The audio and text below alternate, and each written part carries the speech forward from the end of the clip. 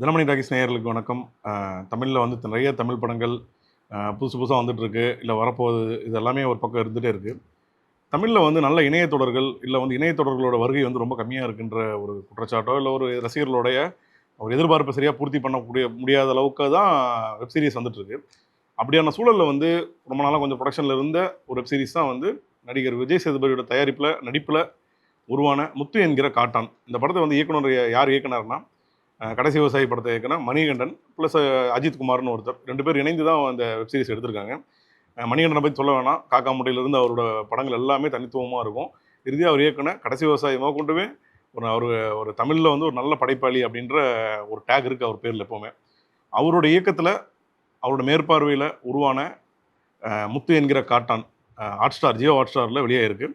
எப்படி இருக்குது தொடர், வாங்க பார்க்கலாம். முத்து என்கிற காட்டான், முதல்ல இந்த முத்து யார், இந்த காட்டான் யார் அப்படின்ற கேள்விகளுக்கு முன்னாடியெல்லாம் எப்படி இருக்குன்னா, மதுரையிலேருந்து ஒரு ஒரு சின்ன ஊரை காட்டுறாங்க. அந்த ஊரில் பார்த்தீங்கன்னா ஒரு போலீஸ் ஸ்டேஷன் இருக்குது. போலீஸ் ஸ்டேஷன்னா ஒரு இன்ஸ்பெக்டர், அப்புறம் கொஞ்சம் சின்ன சின்ன ஒரு 4-5 கான்ஸ்டபிள்ஸ். பட் என்னென்னா, அந்த ஊரில் இதுவரையுமே அந்த பர்டிகுலராக இருக்கிற அந்த காவல் நிலையத்துக்கு வந்து எந்த வழக்குமே வராதங்காட்டி இந்த காவல் நிலையத்தை மூடிட்டு இங்கே இருக்கிற ஆட்கள் எல்லாருமே இந்த காவல் நிலையத்தை முடிச்சுட்டு இதை மூடிட்டு இங்கே இருக்க மற்ற காவல்துறை ஆளுங்களை எல்லாமே வேறு ஊருக்கு ட்ரான்ஸ்ஃபர் பண்ணிடலாம், போலீஸ் டிபார்ட்மெண்ட் அந்த முடிவில் இருப்பாங்க. பட் என்னென்னா, அந்த ஊர்லேயே இருக்கிறாங்க இல்லையா, அந்த ஊர்லேயே இருந்து அங்கேயே அங்கேயே போஸ்டிங் வாங்கிட்டு அந்த ஊருக்குள்ளேயே இருக்கணும்னு நினைக்கிற ஒரு காவல்துறை அதிகாரியாக இருக்கிறாரு வடிவேல் முருகன். அவர் வந்து என்ன பண்ணுறாருன்னா, எப்படியாவது வந்து ஏதாவது ஒரு கேஸ் கிடச்சிதுன்னா இந்த போலீஸ் ஸ்டேஷனை விட்டு நம்மளை எல்லாம் தூக்க மாட்டாங்க, நம்மளை வேற எங்கேயும் வேலைக்கு பணிமாற்றம் செய்ய மாட்டாங்கன்னு ஏதாவது கேஸ் கிடைக்குமா அப்படின்னு அலைஞ்சிட்டே இருக்காரு.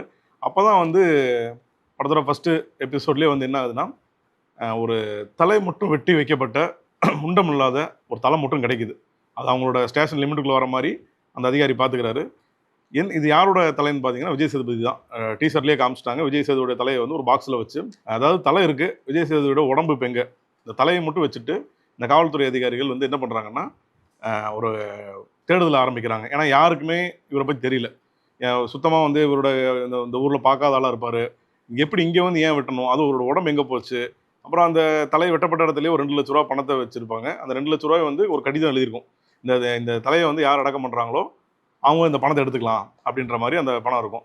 கொஞ்சம் க்யூரியஸாகவும் இந்த விஷயம் இருக்கும்போது என்ன ஆகுன்னா, அந்த காவல்துறை என்ன பண்ணுறாங்கன்னா, இந்த இறந்தது யார், அதாவது விஜய் சேதுபதியோட பேக்ரவுண்ட் என்ன, அவர் எங்கேருந்து வந்தார், ஏன் கொல்லப்பட்டார்ன்ற நோக்கத்தில் வந்து விசாரணை ஆரம்பிக்கிறாங்க.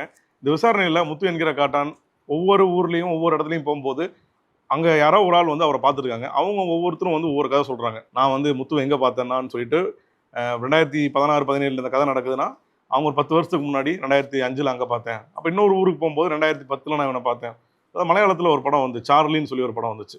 துல்கர் சல்மான் நடிச்சிருப்பார் இல்லையா, அதுதான் சார்லின்னு யாருன்னே தெரியாது. பட் சார்லியை வந்து ஏதோ ஒரு தருணத்தில் யாரோ ஒரு ஆள் சந்திச்சுட்டே இருப்பாங்க.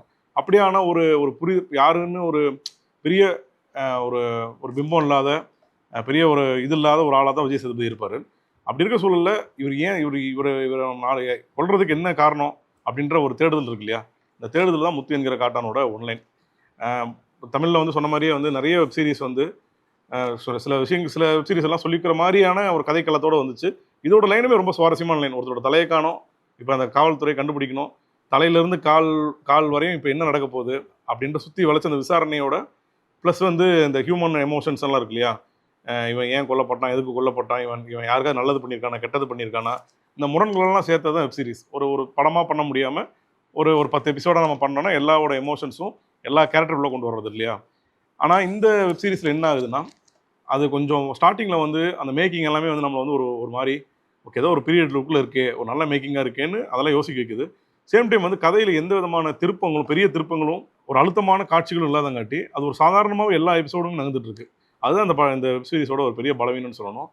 முத்து என்கிற காட்டானோட இதுதான் சரி, இப்படியாப்பட்ட ஆள் தான் நம்ம ஒரு சில இடங்களை யூகிக்க முடியுது. சரி, இவர் இப்படி தான் இருப்பார், இதுதான் நடக்க போகுது நம்ம யூகிக்கிறோம். அதே மாதிரி அந்த கதையை நகர்ந்துட்டு போகிறது வந்து நம்ம வெப் சீரிஸாக பார்க்கும்போது ஒரு பெரிய லேகாக இருக்குது. அப்புறம் வந்து ஒரு எபிசோடுக்கும் ஒரு எண்டில் நிற்கிறாங்க. அந்த எண்டுமே ப்ராப்பராக இல்லாத இருக்கிறதும் அந்த இதுக்கு சரியாக தெரியல. கடைசி விவசாயி மாதிரியான படம் எடுத்த மணிகண்டன் வந்து இந்த மாதிரி ஒரு வெப் சீரிஸ் முதல் முறையாக வந்து வெப் சீரிஸில் வரும்போது ஒரு பெரிய எதிர்பார்ப்பு இருக்குது. அவர் ரைட்டிங்காக நல்லா பண்ணியிருப்பார். சாதாரண வெப் சீரிஸாக இருக்காது, தமிழில் ஒரு மாற்றாக வந்து இந்த வெப் சீரிஸ் இருக்கும் அப்படின்னு சில எதிர்பார்ப்புலாம் இருந்துச்சு.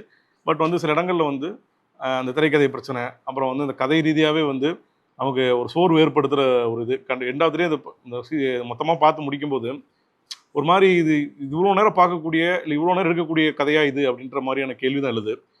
ப்ளஸ் அப்படின்னு சொன்னோம்னா விஜய் சேதுபதி இந்த ப்ரொடக்ஷன் பண்ணிட்டு தான் ஜியோவில் வெளியில் விட்டுருக்காரு.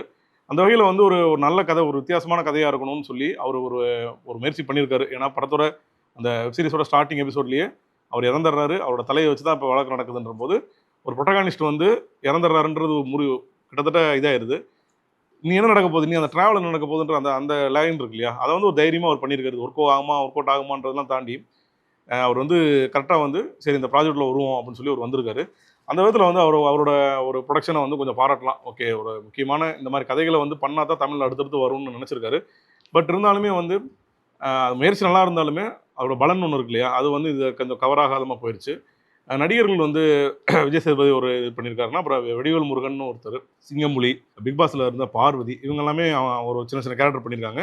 அந்த கேரக்டர் எல்லாமே வந்து அவங்க அந்த கேரக்டருக்கு ஏற்ற நடிப்பை வந்து ஒரு பர்ஃபெக்டாக கொடுத்துருங்க. குறிப்பாக வந்து பார்வதிக்கு வந்து ஒரு நல்ல ஒரு மதுரையில் அந்த பேக்ரவுண்டில் கரெக்டாக ஒரு குடும்ப பெண், அப்போ தான் கல்யாணமாக இருக்குது, தன் கணவனை வந்து கண்ட்ரோல் வச்சுக்கக்கூடிய ஒரு மனைவி, அதே சேம் டைம் வந்து அவர் நல்லா லவ் பண்ணுறக்கூடிய மனைவி வேறு.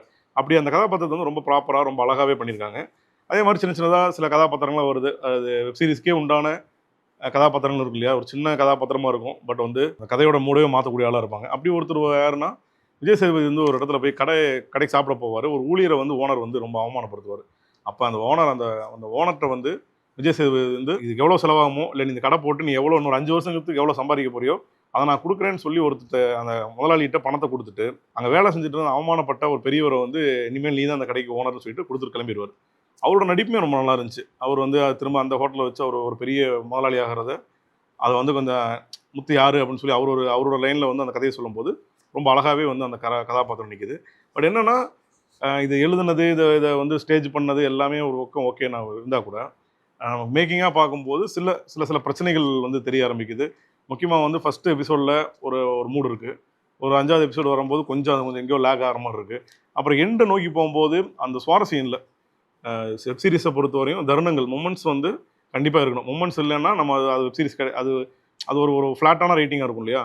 இப்போ ஒரு எபிசோட்லேருந்து இன்னொரு எபிசோடு முடியும் போதோ, இல்லை அந்த முடிஞ்சதுலேருந்து இன்னொரு எபிசோட் தொடங்கும் போதோ அந்த மொமெண்ட்டுக்கான நமக்கு ஒரு ஆர்வம் இருக்கணும், ஒரு சுவாரஸ்யம் இருக்கணும். அது எங்கேயோ அதில் கட்டானது தான் முத்து என்கிற காட்டானுக்கு ஒரு பெரிய நெகட்டிவ். தமிழில் நிறைய வெப் சீரிஸ் வந்து முன்னாடி வந்திருக்கு, இனிமேலும் வரப்போகுது.